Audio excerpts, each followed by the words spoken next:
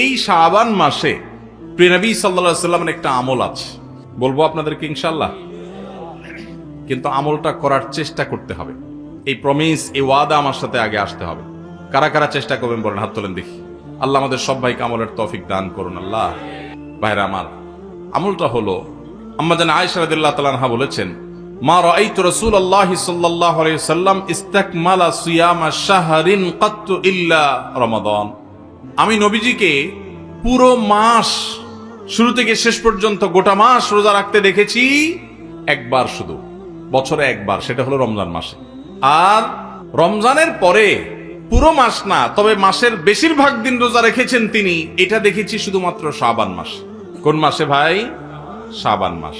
আম্মা জান আয়েশা রাদিয়াল্লাহু তাআলা আরেকটি হাদিসে আছে, সেখানে তিনি বলেছেন, কানান নবী সাল্লাল্লাহু আলাইহি সাল্লাম ইয়াসুমু শাবানা ইল্লা কালিলা। নবীজি শাবানের পুরো মাস প্রায় রোজা রাখতেন, কয়েকটা দিন বাদে, শেষের কয়েকটা দিন বাদে প্রায় পুরো মাস রোজা রাখার চেষ্টা করতেন।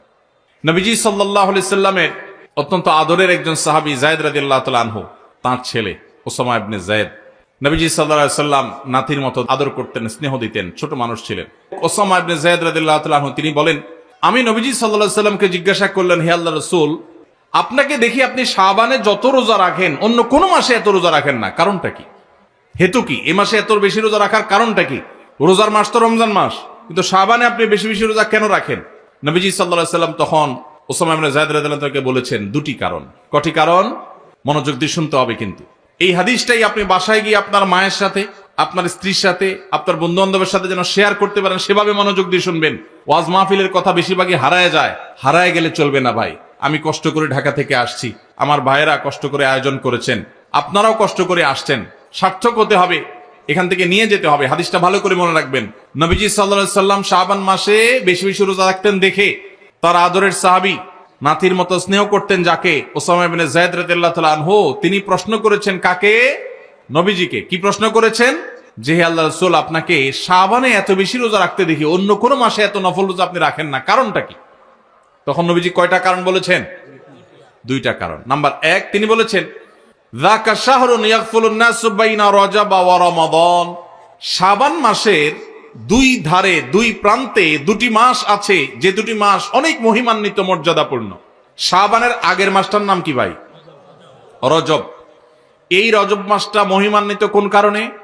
মেরাজের কথা বলছেন। রজব মাসটা কেন মর্যাদাপূর্ণ, কেন এর মর্যাদা বেশি? দেখেন, এত বড় মাহফিলের দু চারজন মানুষও জানেন না, দু চারজন মানুষও জবাব দিতে পারেননি, একজন থেকেও আসে নাই অডিয়েন্স থেকে, স্টেজ থেকে এক ভাই বলেছেন। দেখুন, রজব মাসের মর্যাদার কারণ হলো সম্মানিত চারটি মাস আছে। কোরআনে আল্লাহ তাআলা সূরা তাওবায় একাধিকবার এ সম্পর্কে আলোকপাত করেছেন। আল্লাহ বলেছেন, ইন্না ইদ্দাতাশ শুহুরি ইনদাল্লাহি 12 শাহরান ফি কিতাবিল্লাহি ওয়া খালাকাস সামাওয়াতি ওয়াল আরদ মিনহা আরবাআতুন হুরুম। বছরে 12টি মাসের মধ্যে 4টি মাস আছে সম্মানিত, মর্যাদাপূর্ণ। আল্লাহ এগুলোকে সম্মান দিয়েছেন, বিশেষ মর্যাদার মাস। রমজান তো সবচেয়ে শ্রেষ্ঠ মাস আছেই, রমজানের পরে মর্যাদার বিচারে সম্মানিত মাস কয়টা? এই 4টার মধ্যে নবীজি সাল্লাল্লাহু আলাইহি সাল্লাম সহিহ বুখারীতে এই 4 মাসের ব্যাখ্যা বর্ণনা করতে গিয়ে তিনি বলেছেন, সালাসুন মুতাওয়ালিয়াত। এই 4টার মধ্যে 3টা হলো ধারাবাহিক, জিলকদ, জিলহজ, মুহররম, আর চতুর্থ মাসটা হলো ওয়া রজব মুদর আল্লাযী বাইনা জুমাদা শাবান, এই যে রজব মাসটা। তাহলে রজব মাসটা সম্মানিত 4 মাসের একটা, সেজন্য এই মাসটা মূলত মহিমান্বিত। এই মাসে নবীজি সাল্লাল্লাহু আলাইহি ওয়াসাল্লাম মেরাজ হয়েছে বলে অনেক ইতিহাসবিদগণ বলেছেন, আবার অন্য মাসে হওয়ার কথাও আছে, কিন্তু আসল তাৎপর্যের কারণ হলো রজব মাসটি হলো সম্মানিত 4 মাসের একটা। এটাও আমরা অনেকেই প্রথম শুনলাম জীবনে। যাই হোক, সে বিষয়ে কথা বলা আমার উদ্দেশ্য নয়। তো উদ্দেশ্য হলো যে ওসামা ইবনে যায়েদকে নবীজি বলেছেন যে শাবান মাসটার আগের মাসটা হলো রজব, যেটা সম্মানিত 4 মাসের একটা, মর্যাদাপূর্ণ মাস। আবার শাবানের পরের মাসটা কোনটা? রমজান, সেটা হলো বছরের সবচাইতে সেরা মাস। তো নবীজি বলেছেন দুইটা মর্যাদাপূর্ণ মাসের মধ্যবর্তী শাবান মাসে মানুষ আমল ইবাদত না করে অবহেলায় বেশিরভাগ মানুষ কাটায়। বেশিরভাগ মানুষ অপেক্ষা থাকে রোজা কবে আসবে, তখন কোরআন তেলাওয়াত শুরু করব। রমজান কবে চাঁদ দেখা যাবে রমজানের, তখন নামাজ ধরবো। রমজান কবে শুরু হবে, তখন থেকে আমি তারাবি পড়া ধরবো, ভালো কাজ করা ধরবো। শাবান মাসে মানুষ রমজানের ক্ষণ গণনা, দিন গণনা করতে থাকে, অবসর থাকে, অলসতা করে, অবহেলা করে। নবীজি বলেছেন মানুষ যেহেতু অবহেলা করে, এই জন্য এই সময়টাতে আমি বেশি বেশি নফল রোজা রাখি, কারণ যেই সময়টাতে মানুষ অবহেলা করে ওই সময় ইবাদতের আলাদা গুরুত্ব তৈরি হয়। ভোর রাতের সময় সবাই ঘুমায় থাকে, এই জন্য তখন তাহাজ্জুদ পড়লে সওয়াব বেশি। হুজুরের সবাই সালাম দেয়, রিকশাওয়ালা বেচারারা কেউ সালাম দেয় না। আপনি যা রিকশাওয়ালাদেরকে আসসালামু আলাইকুম বললেন কেন? কারণ তারা অবহেলিত, তাদেরকে মানুষ সালাম দেয় না। তাহলে তাদেরকে সালাম দিলে, হুজুরের সালাম দিলে যে সওয়াব হতো তার চেয়ে সওয়াব বেশি হবে, কারণ অবহেলিত, এদেরকে কেউ সালাম দিচ্ছে না। একজন গরিব মানুষ, একজন অভাবী মানুষ, সিএনজি চালক, তার গাড়িতে উঠছেন। মুসলমান হলে তার আচরণ হবে উঠে বসেই আসসালামু আলাইকুম বলবে। চেষ্টা করা যাবে না ইনশাআল্লাহ? শাবান মাসে মানুষ অবহেলিত থাকে, সেজন্য এই মাসে আমলের গুরুত্ব বেশি। অতএব যেই কাজটা মানুষ অবহেলিত করে, গাড়িতে উঠার পর চালককে সালাম দিবেন আসসালামু আলাইকুম করে। যে মালিক গাড়িতে উঠে বসে চালককে সালাম দিতে পারেন, সেই মালিকের মধ্যে অহংকার নাই ইনশাআল্লাহ, তিনি বিনয়ী মানুষ। আল্লাহ আমাদের সব ভাইদেরকে বিনয়ী হওয়ার তৌফিক দান করুন। দ্বিতীয় কারণ তিনি বলেছেন কেন তিনি এই মাসে বেশি রোজা রাখেন, ওই যে ওসামা ইবনে যায়েদ রাদিয়াল্লাহু আনহু দুইটা কারণ বলেছেন। এর মধ্যে একটা হলো শাবান মাসটাতে মানুষ আমল ইবাদত একটু কম করে, কারণ রমজান আসবে আসবে বলে অপেক্ষা করে, সেজন্য তিনি এই মাসে বেশি বেশি আমল করেন, কারণ অবহেলার টাইমের আমলের গুরুত্ব একটু বেশি। দ্বিতীয় কারণ হলো তিনি বলেছেন ওয়া হুয়া শাহরুন তুরফাউ ফীহিল আমালু ইলা রাব্বিল আলামিন, শাবান মাসে বান্দার আমলনামা আল্লাহর কাছে উপস্থাপন করা হয়, ফেরেশতারা রিপোর্ট জমা দেয়। ফাউহিব্বু আন ইউরফা আমালি ওয়া আনা সাইম, নবীজি বলেছেন আমি চাই আমার আমলনামা যখন ফেরেশতাদের কাছে পেশ করা হবে তখন আমি যেন রোজাদার থাকি। কারণ আপনি কোথাও চাকরি করেন, সিরিয়াস ডিউটি করেন, একবারও আপনার বস আসে না, একটু মোবাইলটা মাত্র হাতে নিছেন ফেসবুকটা টিপার জন্য, আর তাকায় দেখেন পিছের দিকে বস এসে দাঁড়াবে, মেজাজটা কেমন লাগবে বলেন? খারাপ লাগবে না? আর আপনি অন্য সময় যাই করেন না করেন, খুব সিরিয়াস মুডে কাজ করতেছেন, পিছনে তাকায় দেখেন মালিক এসে দাঁড়াবে, কলেজেটা শান্তি হয়ে যাবে না? যাক মাশাআল্লাহ, এই বেচারা এসে আমরা যখন কাজে দেখবে বলবে বাবা খুব ভালো মানুষ, তো বেতন বাড়বে, তাই না? নবীজি সাল্লাল্লাহু আলাইহি সাল্লাম বলছেন যে আমি শাবান মাসে বেশি বেশি নফল রোজা এই জন্য রাখি, ফেরেশতারা আমার সারা বছরের আমলনামা আল্লাহর কাছে রিপোর্ট জমা দেন, সারা বছর কি করেছি না করেছি তার সব হিসাব জমা দেন।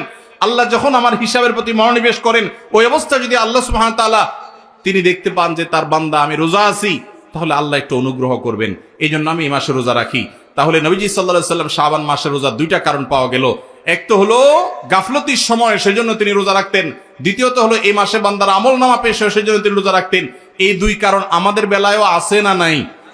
তাহলে আমাদের রোজা রাখা উচিত না উচিত না? চেষ্টা করবো তো ইনশাআল্লাহ। ভাইরা আমার, একটা প্রশ্ন আপনাদের মনে হইতে পারে, সেটা হলো আমরা তো শুনছি মানুষের আমলনামা সকালে বিকালে আল্লাহর কাছে জমা হয়, ফেরেশতারা জমা করে, আবার এখন শুনলাম শাবান মাসে জমা হয়, তাহলে দুই রকম হলো যে? এর উত্তর হলো আল্লাহ রাব্বুল আলামিনের কাছে আল্লাহর ফেরেশতারা মানুষের আমলনামাকে তিন ধাপে, তিন স্তরে, তিনটা লেয়ারে, তিনটা সময়ে আলাদা আলাদা ভাবে উপস্থাপন করে। একটা হলো প্রাত্যহিক রিপোর্ট, প্রাত্যহিক আমলনামা, ডেইলি, প্রতিদিনের আমলনামা সকাল এবং সন্ধ্যায়। সারা রাত আপনি কি করেছেন? ওয়াজ শুনেছেন না গান শুনেছেন? ভালো কাজ করেছেন না মন্দ কাজ করেছেন? সারা রাতে কি করেছেন? প্রত্যেকটা মানুষের হিসাব আল্লাহ রাব্বুল আলামিনের কাছে প্রত্যেকটা ভোরে ওই রাতের ডিউটি থাকা ফেরেশতারা জমা দেন। আবার সারাদিন আমরা যা করি না করি, সন্ধ্যায় সারাদিনের ডিউটিতে রত ফেরেশতারা আল্লাহর কাছে জমা দেন। তাহলে বান্দার আমলনামা, বান্দার রিপোর্ট জমা দেওয়া হয়। একটা হলো প্রাত্যহিক, প্রতিদিন, সেটা কখন? সকাল এবং সন্ধ্যা। বান্দার আমলনামা জমা দেওয়া হয় আরেকটা লেয়ারে, সেটা হলো প্রত্যেক সপ্তাহে 2 দিন, সোমবার এবং বৃহস্পতিবার। নবীজি সাল্লাল্লাহু আলাইহি ওয়াসাল্লাম যেন সোমবার বৃহস্পতিবার রোজা রাখতেন, কারণ সোমবার এবং বৃহস্পতিবার বান্দার আমলনামা ফেরেশতারা আল্লাহর কাছে পেশ করেন। তাহলে একটা হলো ডেইলি আমলনামা পেশ, সেটা সকাল সন্ধ্যা। একটা হলো সাপ্তাহিক আমলনামা পেশ, সেটা হলো সোম বৃহস্পতি। আরেকটা হলো বার্ষিক রিপোর্ট পেশ, সেটা কখন? শাবান মাস। বিভিন্ন অফিসে যারা চাকরি করেন, মাসের হিসাব দেওয়া লাগে একরকম, ডেইলির হিসাব দেওয়া লাগে আরেক রকম, বার্ষিক রিপোর্ট দেওয়া লাগে আরেক রকম, আছে না নাই? ঠিক একইভাবে আল্লাহ রাব্বুল আলামিনের কাছে আমাদের আমলনামা পেশ করা হয়।